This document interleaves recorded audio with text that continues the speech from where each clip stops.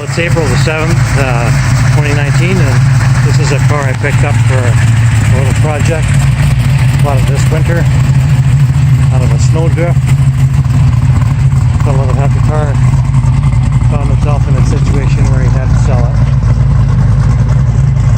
So this is the first time I've really had a chance to do any kind of video of it.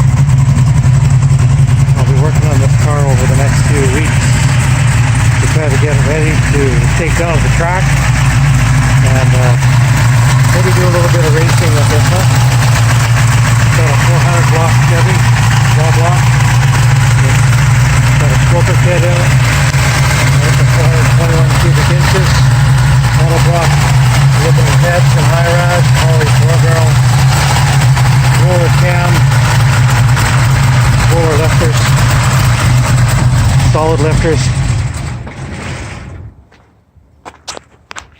And I think it ran out of gas.